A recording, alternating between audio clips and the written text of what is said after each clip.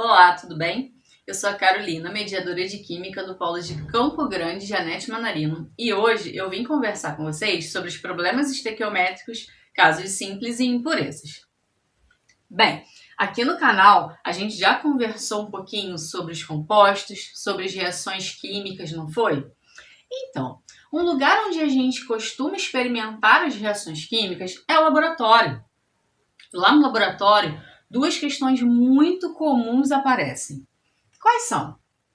Qual a quantidade de produto formado a partir de uma certa quantidade de material de partida, ou seja, reagente? E também, qual a quantidade de material de partida, reagente, necessária para obter certa quantidade de produto? Trocando em miúdos, aqui eu não sei a quantidade de produto, mas eu sei a quantidade de reagente. E aqui eu não sei a quantidade de reagente, mas eu conheço a quantidade de produto. Vamos dar um passinho atrás para a gente relembrar uns detalhes? Vamos! Bem, reagentes são todos aqueles compostos que aparecem antes da seta. Produtos são aqueles que vêm depois da seta, ok? Como exemplo, eu trouxe o gás nitrogênio reagindo com o gás hidrogênio para dar a amônia. N2 e H2, reagente. NH3, produto, ok? Tá. O que a gente precisa saber para poder estudar um pouquinho os problemas estequiométricos? Bem, a gente precisa conhecer as relações numéricas que a gente viu semana passada no vídeo. Então, massa molar, volume molar, mol, molécula, todas aquelas relações estudadas. E também a gente precisa conhecer as leis ponderais, Lavoisier e Proust. Lavoisier vocês também já viram, é aquela que fala do balanceamento da equação, lembra? Essa equação, por exemplo, ela está balanceada. Como assim? Ela tem coeficientes estequiométricos que são 1, 3 e 2, que garantem que a massa à esquerda da seta seja igualzinha à massa à direita da seta. Lembram disso? Então, agora a gente vai conhecer a lei de Proust. Mas antes, a gente vai definir essa tal estequiometria. O que é a estequiometria? Nada mais é do que o estudo das equações balanceadas para conhecer quantidades ou de produto ou de reagente. Tudo bem? Então vamos lá? Então, pessoal, chegou o momento de a gente relacionar o que a gente falou. Eu já contei para vocês a historinha por trás dessa equação. Essa equação conta para gente que uma molécula de N2 reage com 3 moléculas de H2 para dar 2 moléculas de amônia. Legal. Só que Proust falou que a gente pode variar essa receitinha, né? Receitinha química. E aí a gente pode multiplicar por um número. Por exemplo, eu escolhi a constante de Avogadro para fazer isso. A condição é fazer isso com todo mundo, tá? O que a constante de Avogadro faz? Quando eu multiplico uma molécula, que é o quê? Algo muito pequenininho, pela constante de Avogadro, eu saio do mundo das moléculas e chego no mundo do mol. Vamos fazer isso? Uma molécula vezes a constante de Avogadro, 1 mol de moléculas. 3 moléculas vezes a constante de Avogadro, 3 mols de moléculas. 2 moléculas vezes a constante de Avogadro, 2 mols de moléculas. Pronto, chegamos no mundo do mol. Agora já estamos aptos a falar de massa do mol, que é a massa molar, e volume do mol, que é o volume molar. Legal. Vou fazer isso na linha de baixo. Considerando as massas molares que a gente já sabe calcular de N2, H2 e amônia, as massas molares estão dentro dos parênteses, mas eu preciso considerar também os coeficientes estequiométricos. Esses nunca podem ser esquecidos. Por quê? Aqui eu tenho 1 mol de moléculas, já que eu tenho 3 mols. Então, eu preciso considerar essa quantidade, tá? Então, aqui, ó, uma vez a massa molar do N2 vai me dar 28 gramas. 3 vezes a massa molar do hidrogênio já vai me dar 6 gramas. 2 vezes a massa molar da amônia já vai me dar 34 gramas. Vamos fazer um parênteses sobre a lei de Lavoisier para relembrar? Repara, antes da seta você tem 28 gramas mais 6 gramas, o que vai te dar 34 gramas. Depois da seta, você tem exatos 34 gramas, ok? Lembrando que a lei de Lavoisier fala em massa, tá? Manter a massa à esquerda e à direita da seta igual. Agora, vamos falar de volume molar. O que é o volume molar? É o volume que um mol de qualquer gás ocupa na CNTP. Que volume é esse? 22,4 litros. Só que eu também preciso considerar os coeficientes estequiométricos? Sim. Então, aqui eu tenho 1 mol, lembra? Aqui eu tenho 3 mols e aqui eu tenho 2 mols. Não vamos esquecer esses coeficientes de forma alguma. Então, aqui, ó, 1 vezes 22,4 litros, que vai dar 22,4 litros. Aqui são 3 vezes 22,4 litros, tá? Por quê? Porque você tem 3 mols desse gás. 2 vezes 22,4 litros aqui na amônia. Por quê? Porque você tem 2 mols desse gás, ok? Agora, vamos organizar tudo? Reparem, essa primeira linha aqui é a linha da molécula. Embaixo, você tem a linha do mol. Na terceira linha, você tem a linha da massa. E, por fim, você tem a linha do volume. Mas é um volume na CNTP. Legal. Aí você pode me perguntar assim, mas qual relação que eu posso fazer? Será que eu posso relacionar só molécula com molécula? Não. Você pode relacionar molécula com molécula com molécula. Você pode relacionar molécula com mol.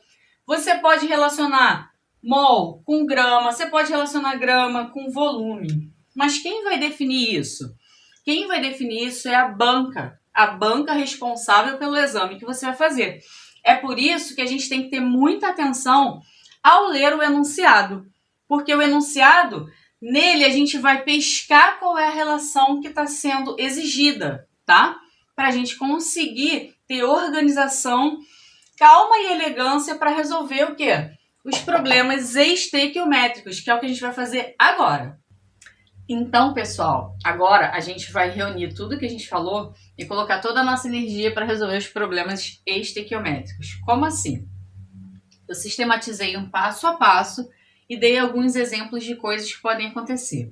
Vou deixar essa colinha até o final da resolução de todos os nossos problemas de hoje. Bem, eu vou pedir que vocês peguem, por gentileza, a apostila 2 que vocês têm em PDF, tá lá no site do PVS. A gente vai nela na página 70 e eu vou resolver essa questãozinha com vocês, tá? Bom, vamos lá. A água oxigenada H2O2 é usada para a limpeza de ferimentos, pois sua decomposição produz gás oxigênio, importante bactericida. A equação balanceada que representa a decomposição da água oxigenada está abaixo representada. Tá lá. Qual seria o número de mol de gás oxigênio produzido quando 6 mols de água oxigenada são totalmente decompostos? Bem, primeiro passo, identificar as fórmulas. Então, a questão já indicou para a gente, né, quais são as fórmulas. Legal. A água oxigenada é essa que tem mais oxigênio que a outra, e ela se decompõe, né, na água que a gente já conhece e em oxigênio. Legal. Verifica se está balanceada, tá? Para a gente atender a lei de Lavoisier. Então, a quantidade de hidrogênios do lado esquerdo tem que ser igual à do lado direito e de oxigênios também. Ela está balanceada, ok? Agora, o próximo passo, identifica a relação. A gente já entendeu quais são as relações e viu algumas possíveis, tá? Aqui eu tenho alguns exemplos de relação possível. Legal. Bem, eu identifiquei aqui, organizei aqui embaixo quais foram os dados da questão e o que eu quero. É muito importante a gente definir o que a gente quer, beleza?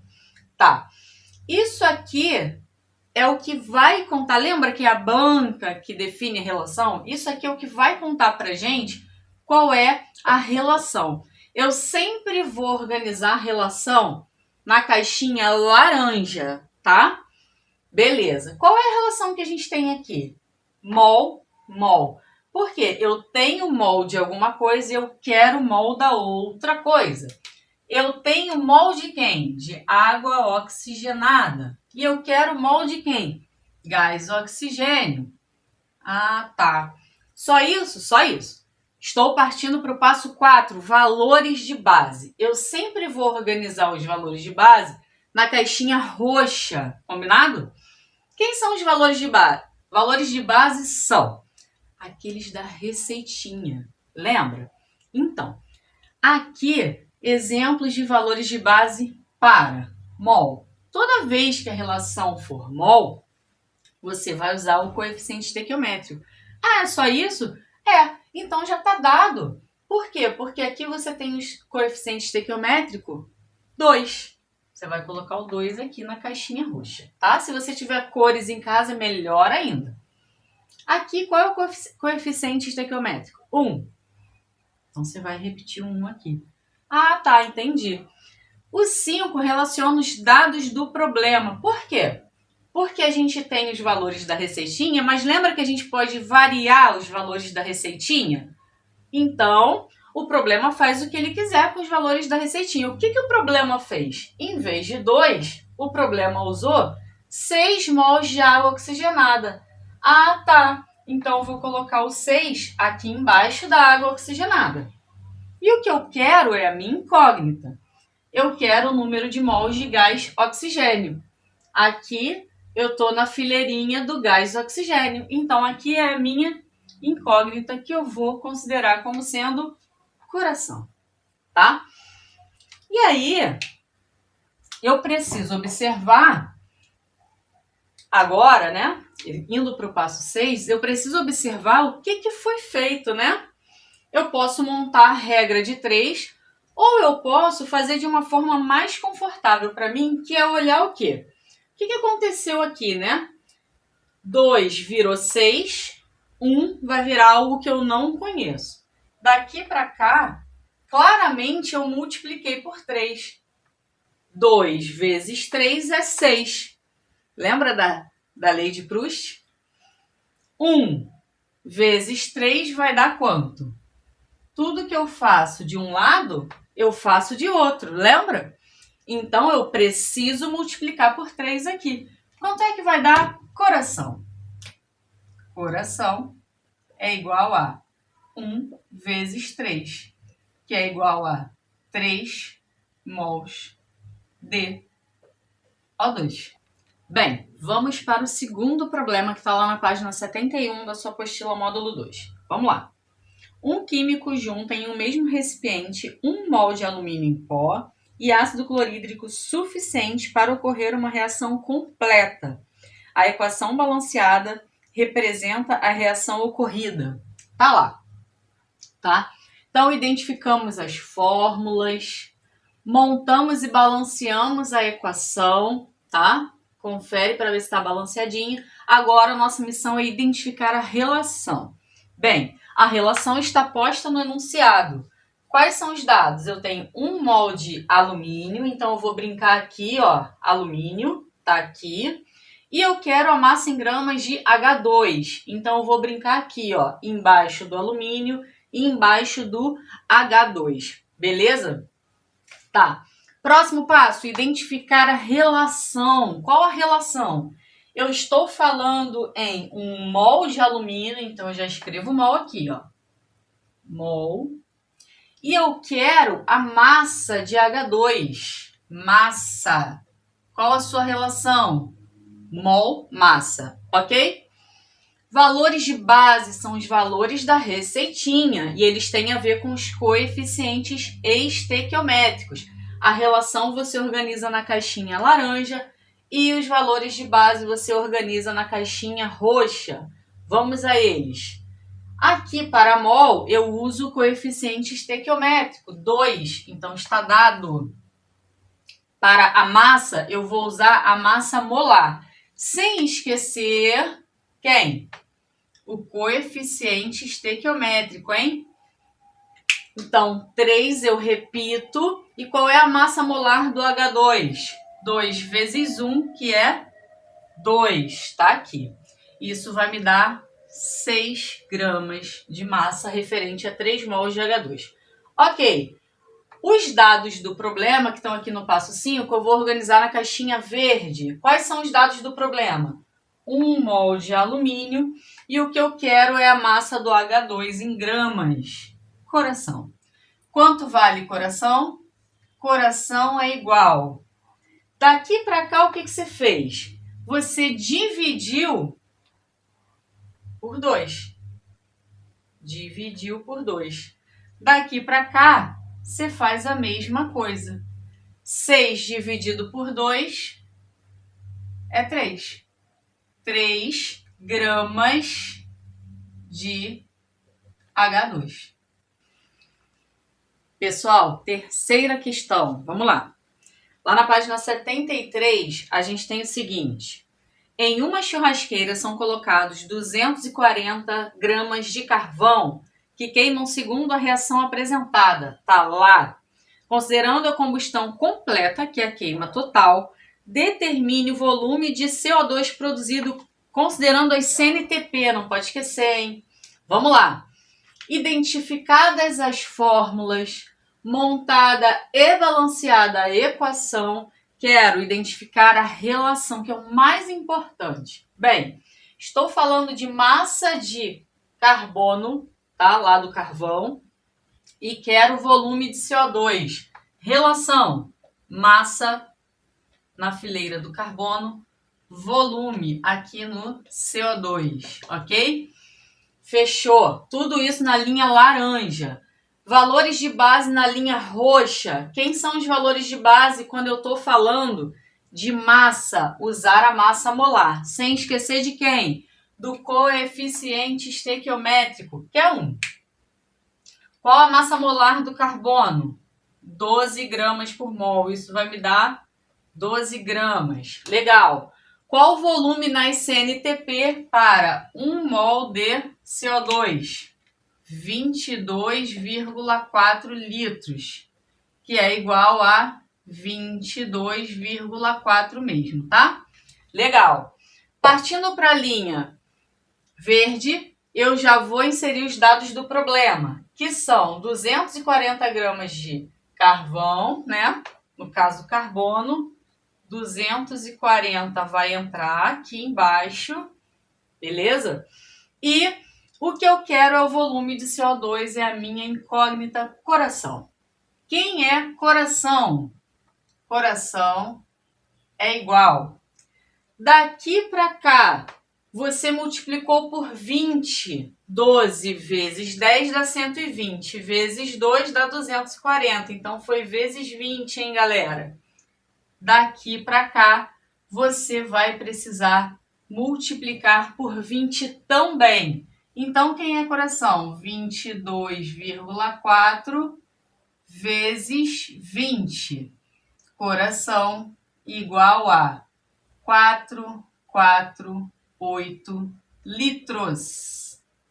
Tudo bem? Vamos lá, galera. Questão 4, penúltima questão.